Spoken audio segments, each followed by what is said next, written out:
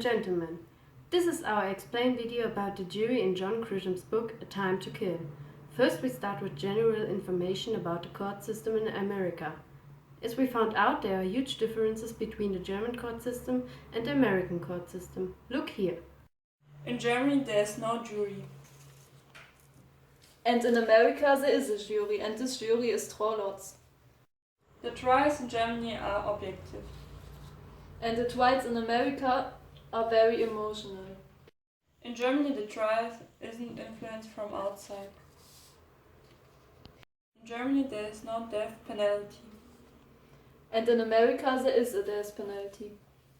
In America it's like a crazy system.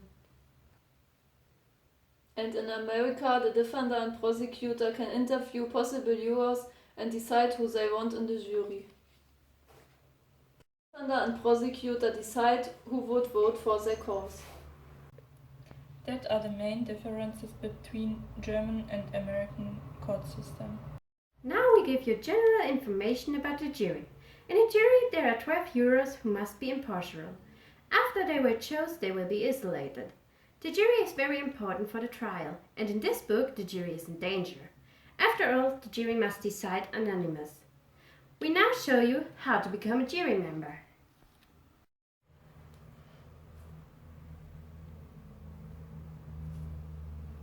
Hello, ladies and gentlemen. Now we tell you how the choosing process is proceeding. First, the circuit court clerk Jean and two deputy clerks spent Saturday with combing voter registration books, randomly selecting the potential jurors. They choose 1,000 names. Each name, along with its address, was written on a small index card and thrown into a cardboard box. The two deputy clerks took turns drawing cards at random from the box. One clerk was black and the other was white. The panel is enlarged because there are 150 prospective jurors chosen. In this case, the jury will be filled with 12 people. The names of the 150 prospective jurors are typed in a master list. News dictated every step of the selection because if there was an all-white jury and a conviction and a death sentence, every single military step of the jury selection procedure would be attacked on appeal. The master list should stay under closure until the trial begins. Before the end jury is chosen, the KKK burned down crosses in front of 20 prospective jurors' houses. They want to scare them and make sure that they wouldn't vote for an acquittal if they will be chosen.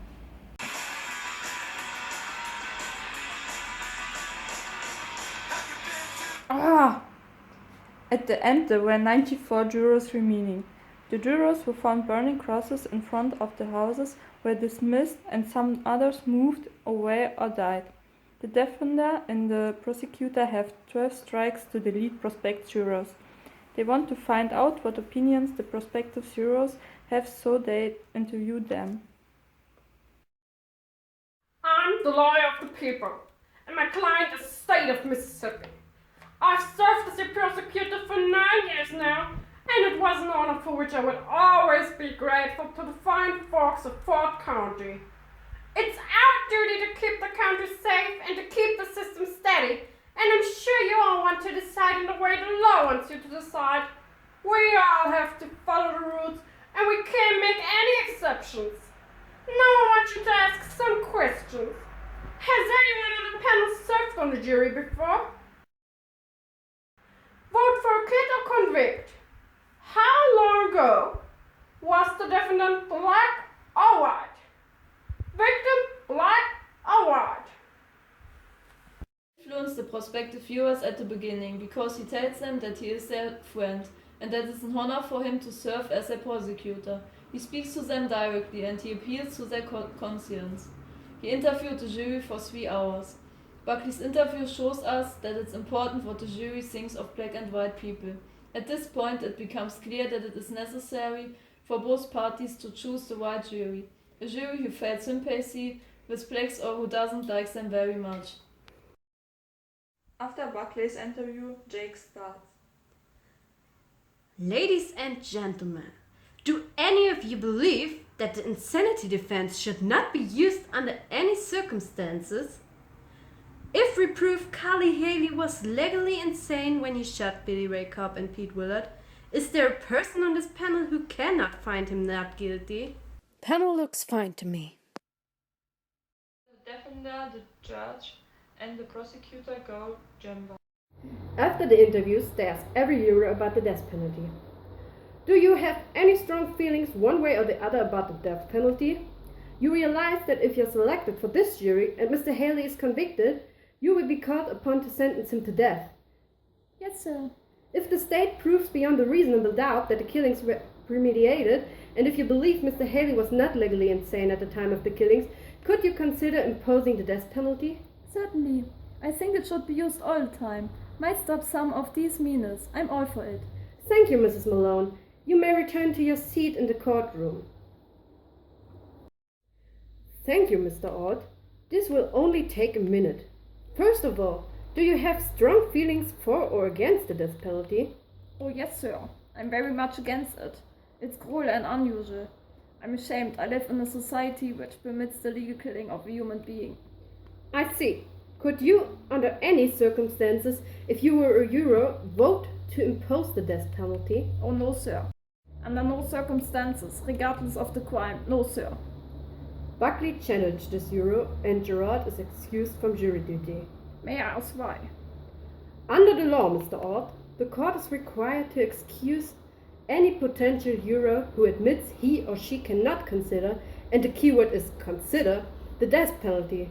You see, whether you like it or not, the death penalty is a legal method of punishment in Mississippi and in most states. Therefore, it is unfair to select jurors who cannot follow the law. Oh, you are here! This scene shows us how difficult it is to choose a jury. For Jake, it's really bad, because he gets an alright jury. It looks like he's going to lose this case. What is important to say is that the prospective viewers who are against the death penalty are dismissed. It's clear that when Carly will be convicted, he will go directly to the gas chamber. What also becomes clear is that Buckley likes the jury how it is. He has good chances to win this case, and he managed it to have no blacks in the jury. He hopes that he can get a clear convict with this kind of jury. The trial began. Buckley and Jake both held an opening speech. They speak directly to the jury and try to influence them for their benefit. For example, Buckley acknowledged the rape. He tells the jury that there is a mighty distinction between wanting revenge and getting revenge, and that a lawless society where vigilantism roamed at will is not good. When there are no police, no jails, no courts, no trials, and no jury, every man would stand for himself. He added that there is no excuse for any of this violence, and that the verdict must be guilty. Jake begins his opening by talking about daughters and how special they are, how they are different from little boys and need special protection. He told them of his own daughter and the special bond that exists between father and daughter, a bond that could not be explained and should not be tampered with. He admitted admiration for Mr. Buckley and his alleged ability to be so forgiving and compassionate to any drunken pervert who might rape his daughter. He was a big man indeed, but in reality, could they, as jurors, as parents, be so tender and trusting and indulging if their daughter had been raped by two drunk, stoned, brutal animals who tied her to a tree and so on? Jake asked them to try to imagine, throughout the trial, how they would feel had it been their daughter. He asked them not to convict Carly, but to send him home to his family. He didn't mention insanity. They knew it was coming. The two openings were very emotional, and the jury was touched. Buckley calls the two mothers in the witness stand. During the whole trial, the defender and the prosecutor tried to bring the jury on their side. Now we tell you about the struggles the jury have. What you have to know about Clyde Sisko is that he is corrupt. Lucian is willing to pay him so he can either hang the jury or get an acquittal. He calls Lucian and tells him that it costs $50,000. Later at the Temple Inn, Barry Ecker goes down the hall for a coke. Two thugs jumps him and tell him at knife point that they know where his family is. If that nigger walks free, you will be sorry. The jury isn't able to make a decision and that there is no end in sight. They are under pressure from the outside. The Klan and the NAACP is in front of the courthouse and they scare them. They know that one side will be very angry because of their decision. They also have problems with the Klan at the motel. After the trial, the jury want to see where they stand. I suggest we take an informal vote, just to see where we are. Any objections to that? There were none. Vote guilty, not guilty, or undecided. Or you can pass for now. Rebecca bets? Undecided. Bernice too? Guilty. Carol Corman? Guilty.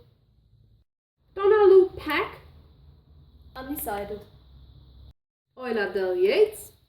Undecided for now. I want to talk about it. Clyde Cisco? Undecided. And I, Barry Ecker, vote not guilty. So there were 5 guilties, 5 undecideds, 1 pass, and 1 not guilty. The jury wasn't able to make a decision. When they met again, Wanda says, Right now, we are evenly divided, give or take a vote.